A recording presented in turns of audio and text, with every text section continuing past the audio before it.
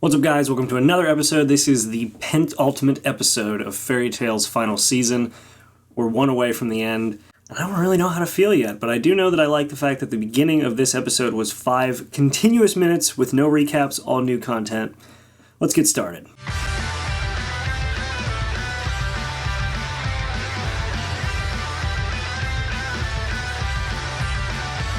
So right out of the gate, we know that Acnologia was basically betrayed by Acnologia, the dragon that he hated, and as a result, he went on this just rampage. He went and found and learned or was given Dragon Slayer abilities, and as a result, he, I guess, forgot his name. I don't know if that was a result of the Dragon Slayer magic or just because of the fact that he killed so many or lost his mind because he was just crazy. I don't know exactly what the deal was with that, but yeah, he pretty much went nuts, took Acnologia's name, became a dragon himself, killed a bunch of dragons. For as far as backstories go, it's more than, from what I could tell, more than what the manga was given, but still not a lot. Like, don't get me wrong, I do like the fact that they gave him a backstory, but I just kind of assumed that he was given the Dragon Slayer abilities in the same way that everybody else was when Irene was the mother of all dragons and gave people these Dragon Slayer abilities, but I guess not. And presumably, I guess he also went insane because of the magic power. I don't really know, but if eventually he became a dragon, he became the dragon, and he's just killing all the dragons. Like, the entire 5 minutes of original content at the beginning with no recap, which was nice, was just him killing dragons. And actually, we got a bit of a clip from Dragon's Cry, which was kind of cool to see, that, like, it all tied in. It's just neat. Anyway, once we get back into the main story and we meet up with the Fairy Tail in Hargeon, of course, Acnologia has destroyed all the boats, but that's not the end of the plan, because, of course, we have 2 ice make magic wizards here. And I like how they had to have Romeo kind of be like, oh yeah, maker magic. Like, I feel like a lot of people who have watched the series long enough could have probably put 2 and 2 together to begin with, but yeah, Gray and Leon have ice make magic, and Juvia was there as well to push the boat out into the water, I guess. And so they make a giant boat to put Acnologia on. So destroying the boats was just sort of a minor setback. Gray and Leon saved the day. And it's also, while they are at Hargeon dealing with all this, they're, for some reason, it drives me nuts the fact that, like, their strategy in battle is to just form a circle, because if Acnologia just dropped a magic bomb, like, right in the middle, everybody would be dead. But whatever. So the group that found out how to make Fairy Sphere, they're flying in, and they're going to be showing up to make Fairy Sphere, and we get a bit of a flashback. I do like a little bit of payoff for the people who have been watching Fairy Tail for a very long time. We get a flashback straight to the first episode, which was in Hargeon, the first time that we are introduced to all of our characters, the first time this whole massive adventure began. Like, whether or not Hiro Mashima wrote this as sort of like, you know, people were saying that this ending season is kind of written by the seat of his pants, and while there are a lot of things that are like that, I appreciate the fact that there are still certain things, certain traits that he has with writing that work well, especially when it comes to long story callbacks. He is pretty good at that, though they push it in this episode, and I'll get to that at some point down the road here. But anyway, yeah, we get a nice touching flashback to the first episode, which I, as a long-term viewer, really appreciate.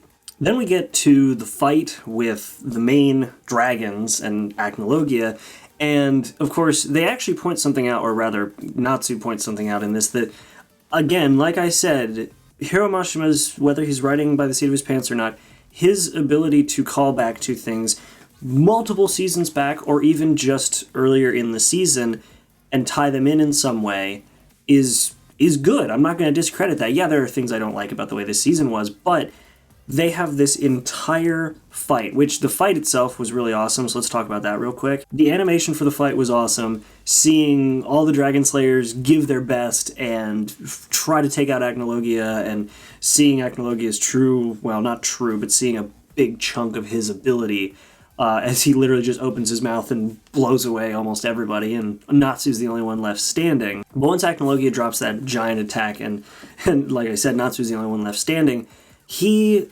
is, all about slaying all dragons. Like, that's his only thing. It's like, I must slay all dragons. And I get it. It's kind of his one beat character. But one of the things that I love, getting back to what I said about calling back to things in recent seasons and even in just earlier parts of this season, Natsu points out that they're all just human. Gajiel, Natsu, Loxus, Sting, Rogue, Wendy, and Cobra, they're all just humans.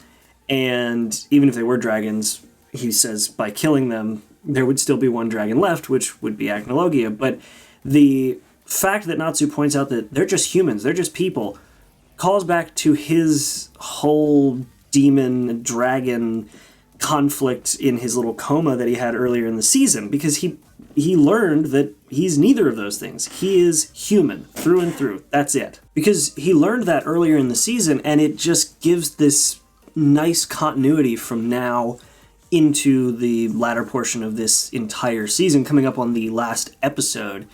This lesson that Natsu learned carries on in the lesson he learned from his dad, from Igniel, carries on as him as a person now and presumably on till forever, or however long this series goes, which is one more episode. But Natsu also points out that true dragons are kind-hearted, and of course Acnologia takes this opportunity to call back to his tragic past and all the things that he lost from the dragons. The dragons took everything from him and all that stuff, and then drops a massive attack that should have killed Natsu. And Todd Haberkorn voicing Natsu in the dub has always been a highlight for me. Like, I've always really, really liked his voice as Natsu, but man, this moment was probably one of the most... This was actually probably one of his brightest moments in the entire series. Like, it was awesome. And yeah, of course, it's the whole friendship coming together to save the day and make him more powerful so he can defeat Acnologia, whatever. It was still awesome, in my opinion, because he reiterates, true dragons are kind. He said, but a lot like people, some are kind, some are cruel. And there are some who are gonna kick your ass. And, like, the entire... I can't do it justice, I'm not gonna try, but the entire speech he had about humans and dragons and kindness and cruelty and all of that was just awesome. It was so well written, it was so well delivered, I was blown away by it. And with that, every dragon slayer there gives their power to Natsu, and he goes into, like, Super Saiyan Rainbow Flame form and is, I guess, ready to take on Acnologia for the final time. And it's weird, too, because with his arm as it is, I guess he kind of just doesn't care that it's burnt up. He doesn't care that it probably hurts, or maybe it doesn't hurt anymore because writing, but I just thought that was kind of funny that it all came to his right hand, and his intense flame magic that burned through time was enough to burn his arm. I guess because they said he set his spirit on fire for it, but yet the magic Super Saiyan Rainbow Flames didn't burn him anymore. But yeah, anyway, they all put their powers together into Natsu, and he's ready to wreck shop. And then, mid-title credit, we're getting into the battle at Hargeon again. And I have my own theory about what's going on with the way they did this, with Acnologia being separated from physical body and ethereal body. But let's talk about what led up to where my theory came from first. So they get back into Hargeon, and the boat's made, and Juvia is going to push it out into the water. Right now, Mira and Urza are the ones with Acnologia chasing them through the city, while Lucy and the rest of Fairy Tail is trying to summon the Fairy Sphere to capture Acnologia. And I do like the fact that I guess Lucy's most powerful form is with the Aquarius armor or Aquarius outfit. That was an email, just ignore it. But I guess, yeah, her most powerful armor is the Aquarius bathing suit. But once they get Acnologia close enough to the boat, Urza drops every sword in her arsenal on him, which is enough to knock him onto the boat that Juvia has pushed into position, and now they're going to summon Fairy Sphere and try to capture him in that. And this is where we get kind of a cut between of everybody in Hargeon summoning as much magic power as possible to capture Acnologia, and then Natsu and Acnologia gearing up to fight one another. And I know Acnologia has his own magic type, but I don't know what it is, and it just looks like the same kind of magic, but with no purple in it that Xerath was using. But yeah, Natsu's going Super Saiyan Rainbow Flames, and Acnologia is doing whatever with the black magic stuff that he has. And in Hargeon, once they create the Fairy Sphere, of course, we've seen the original design of the Fairy Sphere after the 7-year gap that we had when they were on Tenro, and it didn't look like that. It just looked like a ball of magic that was semi-transparent with a dragon and an ice boat in the middle. And we know from when it was revealed in the Tenro arc, or actually the follow-up arc to Tenro, that it has the fairy emblem on it with some embellishments, and we didn't have that in this one. And as a result, we can kind of piece together that it's not finished, and then Acnologia is going to bash his way through it. And sure enough, as he bashes against it a couple times, that's exactly what starts to happen. He starts to break through it. Then we get to the part that I absolutely hated the most, even though at the beginning it was actually kind of cool, but it overstayed its welcome. So we get this really cool sort of moment with Melody showing up, and it's cool because, of course, they reference back to characters, and I have no problem with them referencing back to characters. And like I said at the beginning of this episode, Hiro Mashima is great at referencing back to characters, but there's a limit. There's a point that I am willing to tolerate, and then there's a point that just doesn't work. And this is about that point. So she had pretty much gone around, I guess, the entire continent and used her link spell, or her whatever, the link magic, to get everybody's magic power into one place, the entire continent. And I'm pretty sure in this cut together, I saw every single character, almost every single character, at least every character worth having an arc, except for the arc in the Celestial Realm, but whatever. I'm pretty sure I saw every character that Fairy Tail has interacted with from the start of the series. Maybe there's a few that weren't in there, probably a few that didn't really warrant a major arc, but I'm pretty sure I saw most. And at the start it was neat, but they kind of led off with a couple weak characters who I actually honestly didn't remember till I looked them up. And then we had a few from some pretty significant arcs, and then we had a few more from some pretty significant arcs, then we had some ones from not so significant arcs. And it just dragged on and on and on and on, and it got old. And that's never good when a callback moment like this gets old. But it did. I got bored. I didn't like it. Is what it is. Next. But thanks to the massive padded out callback that they did, you end up getting a completed Fairy Sphere. It looks the way it's supposed to. But man, I don't like that level of callback. Like, Hiro Mashima has a problem with fan service to begin with. I'm not a fan of fan service, but the two kinds of fan service that there are that I don't like.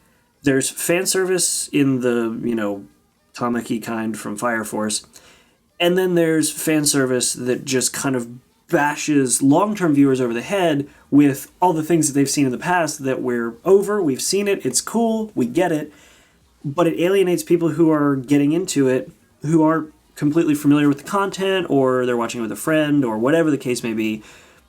It alienates new viewers, and it completely frustrates and kind of fatigues long-term viewers. And then my theory as to what happens with Acnologia, once the Fairy Sphere is completed, he kind of goes nuts in the time realm, and I'm wondering if there was a link between his physical form and his ethereal form, if the Fairy Sphere perhaps broke that link, meaning that now that he's lost in the physical world, if his link with his dragon form has made him lose it, I don't know. But yeah, at the end of the episode, he just kind of goes off. And while Acnologia is losing his mind, Natsu looks just so almost just done with all of this. Like, he's got such a accepted, I don't know exactly what the word is, just a very casual, over it face. And yeah, I'm over it too, Natsu. I'm over it too. And that's it. That's the penultimate episode done. We are literally going to be finished with Fairy Tail in the very next episode. And I don't know how to feel about it. I really don't, because I've enjoyed this series for so long. I've been watching it for so long, and there are shows that I'm sure will be like able to at least somewhat fill the gap a little. Like, I know that My Hero Academia will for a while now. I know that Fire Force is getting pretty entertaining. I'm enjoying that one, but man, like 9 years I've been watching this show, and the ending is just one of those, I don't know how to feel about it yet. And I guess we'll find out how I feel about it next episode, but man, it's going to be over soon. I hope you guys enjoyed this video. I hope you guys will watch till the end of the next episode as well. I'm gonna miss this show. I gotta be honest. But yeah, I hope you guys enjoyed this. I hope you guys watch the next one. Like and subscribe. Leave a comment if you think I missed anything, or if there's anything you'd want me to cover. I may do a full review about what made Fairy Tail so great for me at some point down the road, not immediately after this. I'm going to have to compile 9 years worth of seasons. But yeah, that's it. Hope you guys enjoyed this review. Make sure to like and subscribe, comment, all that fun stuff. Check out the links in the description, and I'll see you guys in the next episode. Make sure to be there, and have a good one. Hey guys, just hopping in at the end here. Thanks for watching through the whole video. I hope you enjoyed it. I do still have merch. I've actually had it for quite a while, but not a lot of people know about it or care. And so if you guys want to support me or check it out just because it looks cool, go to the link in the description. You can see some of the designs I have, like the Steel Frodo in Steins Gate design, or even the Mob Psycho 100 design, and maybe even buy one if you like it, or don't. I cried myself to sleep at night anyway. So either way, guys, hope you enjoyed the video. Thanks for watching again, and I'll see you in the next one.